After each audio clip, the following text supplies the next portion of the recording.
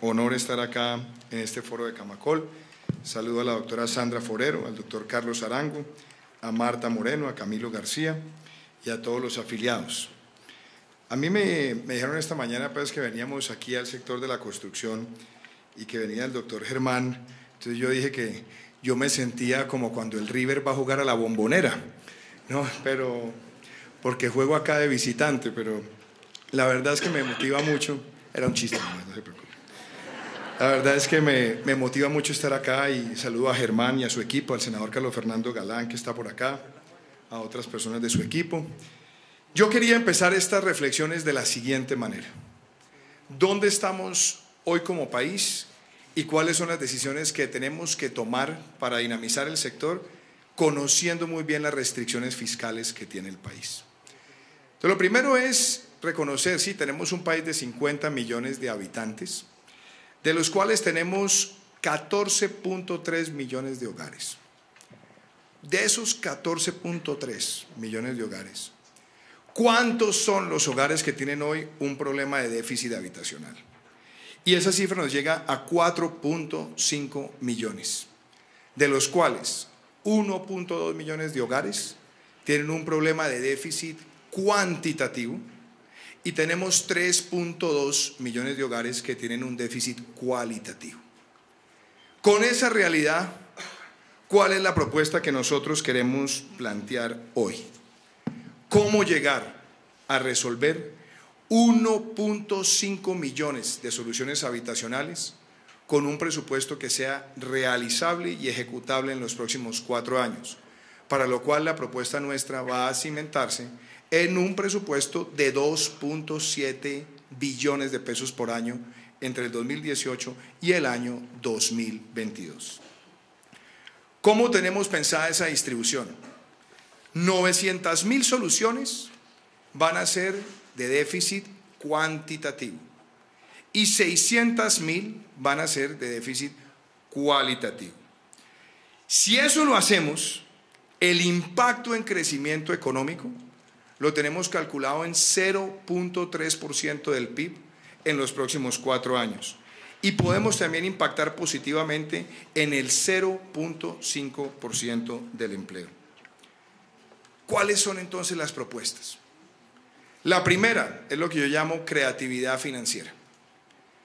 De los años en los que yo estaba trabajando en banca de desarrollo, pude darme cuenta que a veces hay soluciones que no se observan y que pueden tener un impacto muy rápido en dinamizar el sector y al mismo tiempo en favorecer las condiciones de los hogares. ¿Cuál es el primero que yo quisiera plantearles a ustedes hoy? Hacerle una reforma a la ley 546 del 99 en la siguiente dirección. La primera, ampliemos el programa de financiamiento de 20 a 35 años en el país.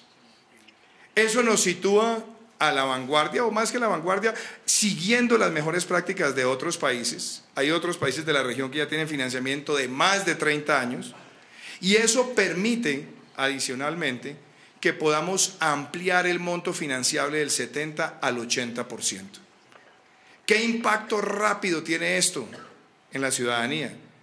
Le resuelve y le libera al ciudadano cerca de 15% de su flujo de caja en el periodo de amortización de la vivienda.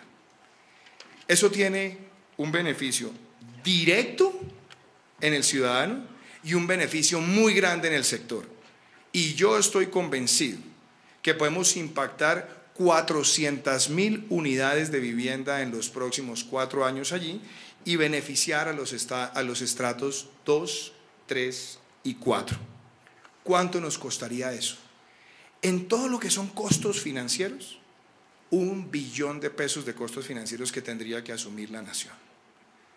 Es decir, con un costo de 1 billón, estamos teniendo un impacto favorable en 400.000 viviendas y estamos liberando además productos financieros que por supuesto tiene que ir de la mano, articulado, con un papel que debe cumplir el gobierno central, profundizando el mercado de capitales. Y aquí es donde también quiero mandarle un mensaje a todos ustedes, y es que desde el Ministerio de Hacienda y la Dirección de Crédito Público tenemos la responsabilidad de ampliar el financiamiento a 30 años en el mercado de capitales para que ese producto sea un producto viable y de gran impacto para el sector.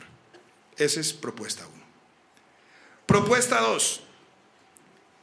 Los programas de arriendo a propietario.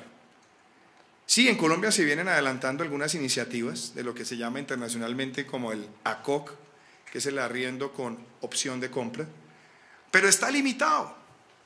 Está limitado principalmente a un prestador del servicio, en este caso el Fondo Nacional del Ahorro, y el reto que nosotros tenemos como sociedad es ampliar este programa para que el programa pueda desarrollarse también por la banca comercial.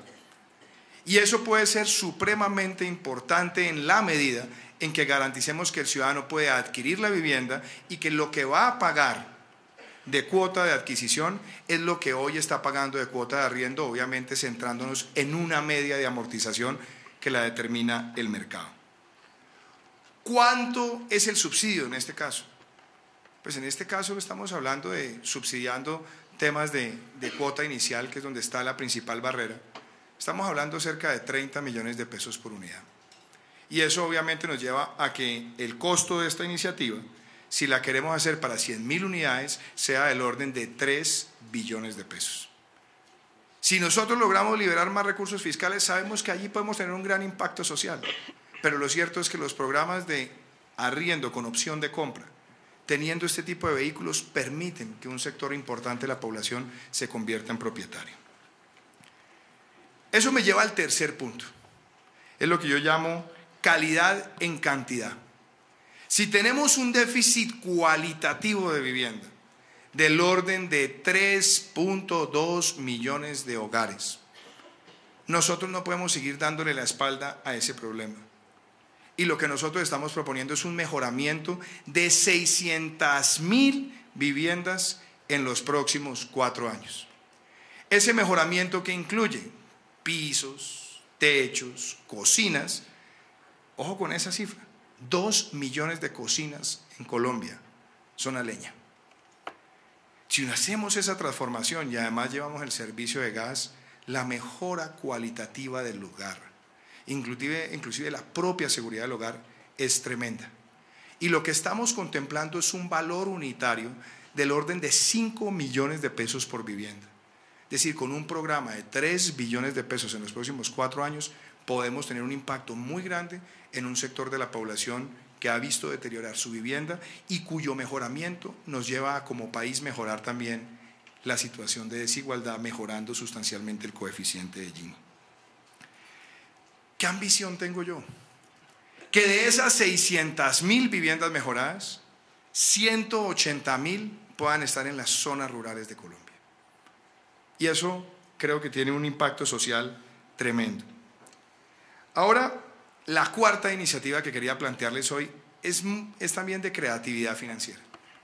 Hemos hecho un cálculo y por cada 50 puntos básicos que nosotros podamos disminuirle con el aporte del Fondo Nacional de Garantías al costo del acceso a la vivienda, podemos apalancar cerca de 7 billones de pesos en financiamiento para el sector.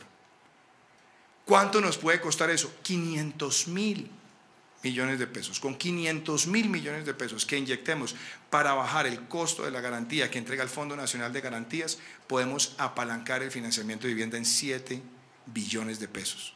Y creo que esa es una medida muy importante y tenemos calculado que esto pueda también beneficiar otras 100.000 viviendas en los próximos años, concentradas en los estratos más bajos.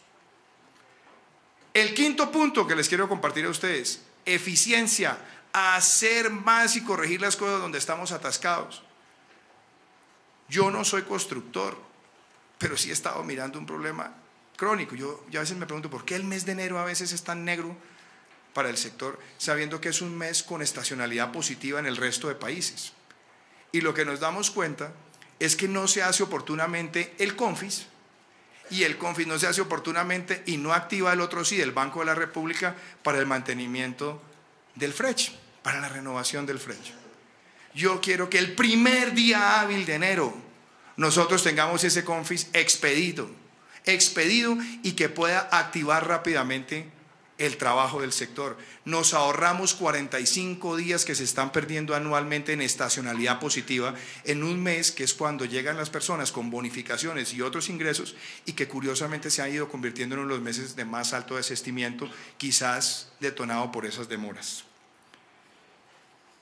El otro tema, y aquí quiero decirlo con total franqueza, uno tiene que reconocer las cosas que se han hecho bien y que se deben convertir en política de Estado, que es el sexto punto. El FRECH hay que fortalecerlo y hay que garantizarlo. Hay que tener esa herramienta a disposición del sector. Mi compromiso es seguir manteniendo esa herramienta. Y quiero hacer dos anuncios adicionales. Yo he visto que hay una generación de colombianos, quizás en la que estoy yo, que quizás no vayamos a vivir nunca de la pensión, pero hay que empezar a generarles ese ahorro. Yo creo que los beneficios que hay para la adquisición de la primera vivienda deberían extenderse para una segunda vivienda una vez se haya hecho una amortización de más del 50% de la primera, para que se convierta también en una posibilidad de ahorro. Y quiero dejar planteado el otro tema. Se necesita un régimen prestacional, un régimen laboral, más que prestacional, especial para el sector de la construcción, que también creo que incide positivamente en los temas de productividad y que le facilita a muchos operadores del sector tener mucha más facilidad de acción. Y un tema que a veces se olvida, los seguros de vivienda en caso de desastres naturales. En Colombia hay seguro mientras hay unos ciclos de amortización y hay algunas aseguradoras que lo tienen. Pero el ejemplo que yo quisiera dejarles a ustedes es el de Turquía, y es que después de haber visto un terremoto con unas dimensiones terribles, con el impuesto predial se empezó a generar un impuesto, obviamente descontándole al impuesto, para que se pueda tener una cobertura frente a cualquier siniestro. Y mi último tema que quiero tocar acá, Consuelo, Mauricio, le va a pedir un minutico más, me da vergüenza con usted. ¿Cuánta es la tierra que nosotros podemos asignar a los proyectos de construcción en los próximos 4 años? Una de las barreras más grandes que tenemos es que el costo del suelo trae una implicación sobre el costo de la vivienda. Yo creo que perfectamente se pueden habilitar entre 16.000 y 20.000 hectáreas en los próximos 4 años para proyectos de vivienda. ¿De qué depende? Y aquí quiero dejar planteado algo para ustedes. En el caso de los terrenos urbanos, donde tenemos áreas no consolidadas, yo creo que tenemos que dar una motivación a los municipios, y es decir, hagamos el inventario y hagamos el ejercicio de consolidación. 70% lo aporta el gobierno nacional y el 30% lo puede aportar el municipio por la vía de las regalías. Eso nos puede a nosotros tener una meta inclusive más ambiciosa para ampliar ese espectro. Y en lo que tiene que ver con las zonas urbanizables, sobre todo en el componente de residuales, yo creo que ahí tenemos que hacer un gran esfuerzo con la banca multilateral, con el programa del Banco Mundial de Ciudades Resilientes y el de Ciudades Sostenibles, para que el monitoreo se haga y se pueda hacer la apelación al plan de ordenamiento territorial con pleno cumplimiento, dándole la asistencia técnica al municipio. Y de pronto ya se me fue el tiempo, me queda el último comentario en lo que tiene que ver con servicios. Yo creo que el sistema de servicios públicos en el país, de subsidios cruzados, es bueno, le sirve a Colombia, pero creo que debemos apelar a la experiencia de Suecia o de Ucrania, que es un país muy similar con Colombia en ingreso per cápita, y en PIB inclusive hay muchas similitudes, para que todos los temas de transparencia en la información de subsidios en servicios públicos se haga con tecnología de blockchain y podamos quitar esas asignaciones que no son objetivas. Un caso que ustedes saben aquí en Bogotá, el barrio Juan 21, que está entre Champinero Alto y Rosales, que si usted lo ve por la asignación de los subsidios, claramente está siendo castigado. Y como ese hay muchísimos barrios en Colombia. Si tenemos una buena distribución de los subsidios en materia de servicios públicos, podemos acompañar la política del desarrollo de la construcción con una mayor transparencia en materia de subsidios de servicios. Muchísimas gracias.